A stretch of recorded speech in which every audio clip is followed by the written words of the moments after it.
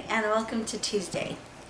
So we are continuing through Luke chapter 12 and we're on a journey to the cross and death and burial resurrection of Jesus. And right now we are in 12:35 to 48. So it's pretty long. So I'm not going to read it out loud, but I encourage you to read it yourself and to go over it on your own. So this title is called Watchfulness, and this is a parable that Jesus is starting and giving his disciples. And what he's saying is basically you need to be ready. You need to be ready. So it says, ready for the coming of the Son of Man. So some scholars think that this is talking about the second coming, and it can be for us, I believe, that for us now we are waiting for Jesus to come and return again, right? And I think that's what it's referring to for us. But for them, the disciples, they didn't really understand that at that point. Jesus hadn't died yet. He hadn't been, he didn't raise from the dead yet.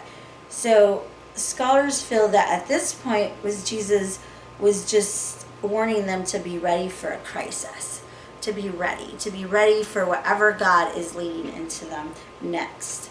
And so seeing that the crucifixion is soon approaching in this time period, maybe Jesus is saying just be ready, you don't know what's happening. And so he uses the story of a servant and a master, right? And then a master leaves his servants to take care of the house, and then so when he comes they should be ready, right?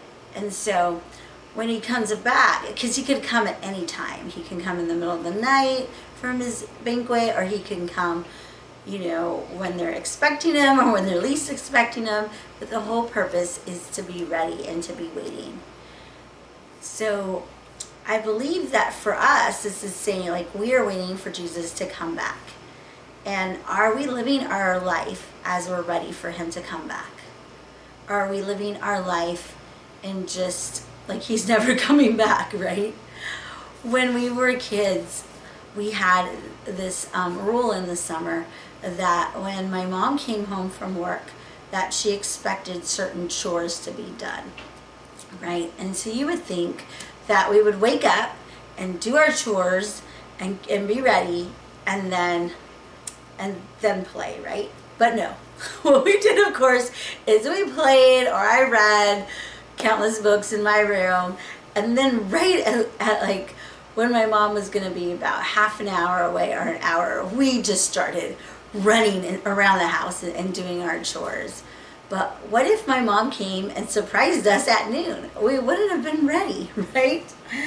And so we must not minimize the importance of doing God's will. Are we doing the work of God right now? Or are we just acting like Jesus is never coming back, right? We need to be ready. We need to be telling people about him. We need to live our life in a way that models Christ. So a few years ago, there was this one person who said that Jesus was coming back at a certain date, right? And so a lot of people believed that. And so if you look at their lives, the way they thought to be ready for Jesus is really not how we should be acting ready. What they did, a lot of them, they thought Jesus was coming back on a certain night, is they accrued a large amount of debt because they thought, Jesus is coming back, I don't need to pay this debt back, right? That's not what we should be doing as Christ followers. We should be living responsibly, and we should be living like he's coming back and with an urgency that we need to tell people because Jesus might be coming soon. So that's my encouragement to you today, is read it and think about what are some ways that I'm living? Am I living in a way that I'm living ready for Jesus to return, or I'm acting like he's never coming back, right? So think about that, and what are some things that you can change to live your life as you're ready? Have a good day. See you tomorrow.